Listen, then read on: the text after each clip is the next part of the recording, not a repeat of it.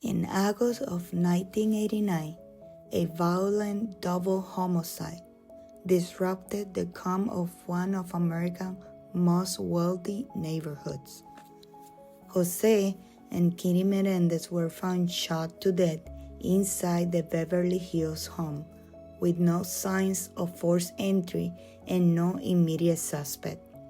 What initially appeared to be a targeted, professional-style killing soon exposed deeper investigative challenges. This case is not examined here as a sensational crime history, but as a complex criminal investigation shaped by early assumptions, procedural decisions, and involving evidence. By analyzing the Menendez brother case through an investigative and legal lens, this documentary explores how law enforcement response can influence outcomes and what critical lessons can be learned for future investigations. At the time of the murders, Jose Menendez was a senior executive in the entertainment industry, known for his professional success and financial stability. His wife, Kitty Menendez, was a former school teacher who focused on managing the household and raising their two sons, Lai and Eric. The Menendez family lived in a wealthy Beverly Hills neighborhood, and from the outside, the family appears to live a privileged and well-structured life. Understanding this background is essential as it provides context for how the investigation unfolded and why certain theories were prioritized during the early stage of the case. On the night of August 20, 1989, Jose and Kitty Menendez were found murdered inside the Beverly Hills home. Both victims had been shot multiple times with shotguns at close range. The level of violence immediately drew attention from law enforcement. When the police arrived at the scenes, they found no sign of forced entry. This circumstance raised questions about motive and intent, but did not clearly point to an outside suspect. Lai and Eric Menendez told the investigators that they discovered the bodies after returning home later that evening. At the time, there was no direct physical evidence identifying a specific suspect. Due to the brutality of the crime and the family's financial status, investigators initially believed the murders may have been the result of a professional hit rather than a domestic incident. This assumption shaped the early direction of the investigation.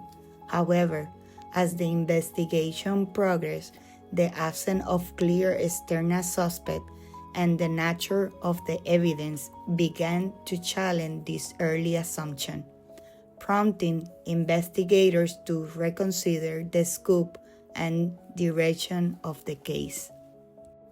In the days following the murders, investigators focused their attention on external threats rather than individuals within the household.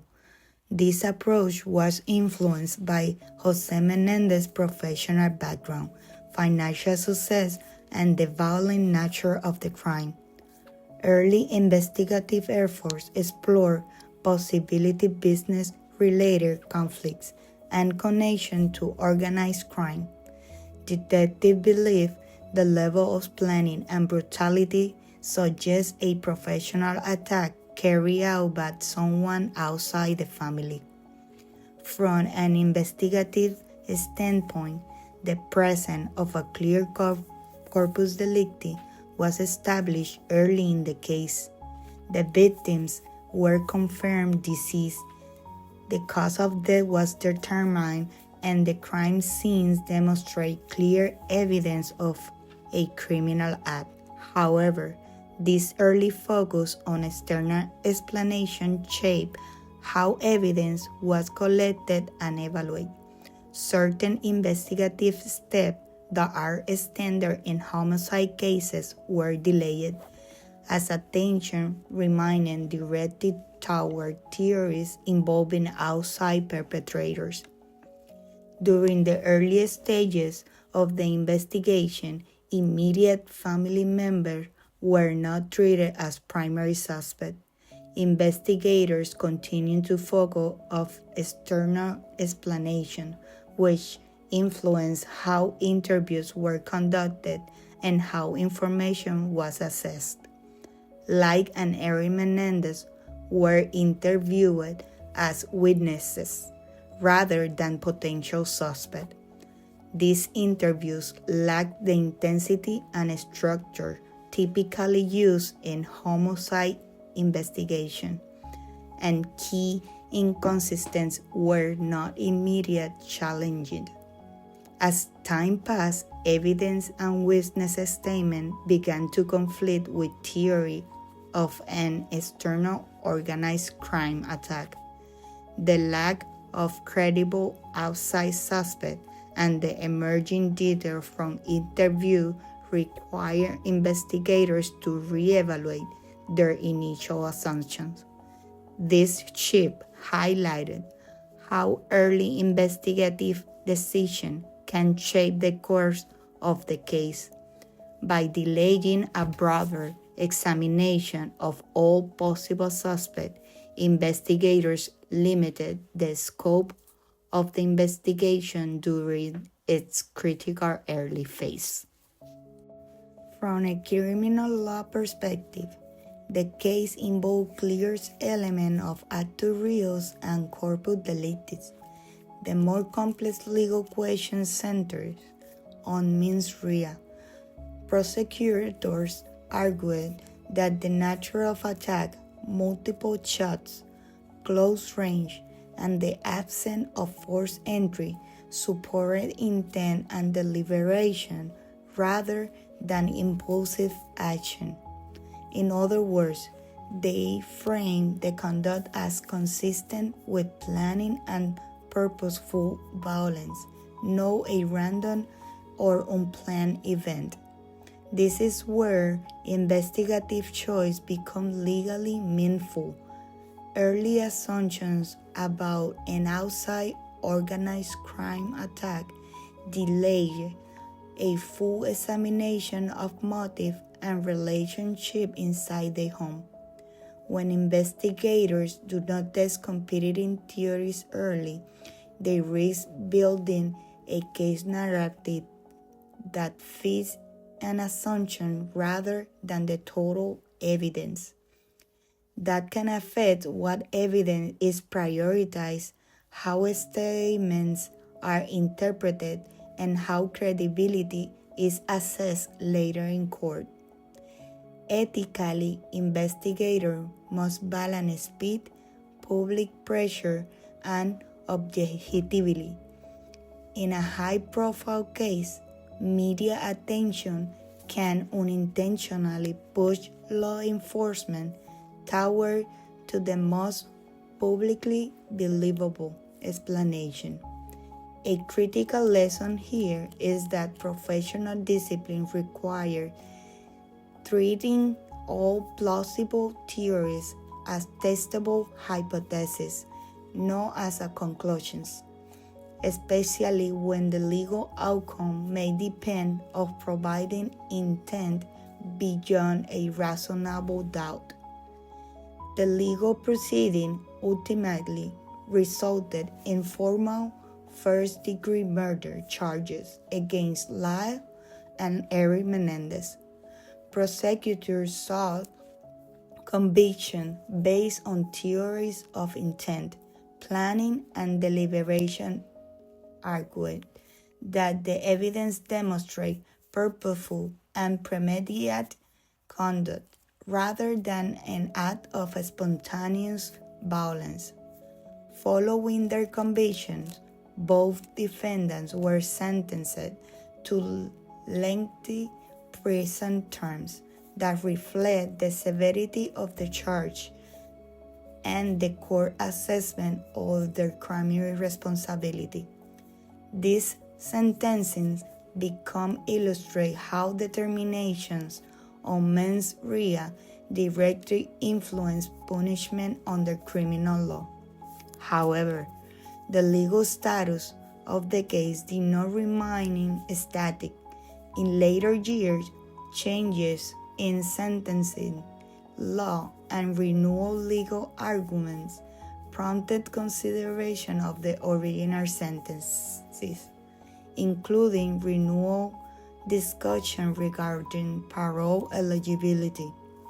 This development highlights how legal standards and interpretations can evolve long after a conviction has been secured.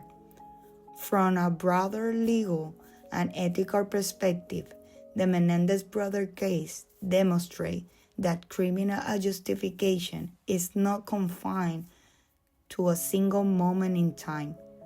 Sentencing, parole, and post-conviction review reflect an ongoing legal process shaped by statutory changes, judicial discretion, and involving understanding of responsibility and rehabilitation. The Menendez case demonstrates how early investigative assumption can change the trajectory of a criminal case long before legal arguments are present in court. Initially, theory influenced evidence collection, interviews strategy, and the overall scope of the investigation, showing that the investigative decisions are never neutral. From both an investigative and legal perspective, this case highlights the importance of truly testing all plausible explanations early and consistently.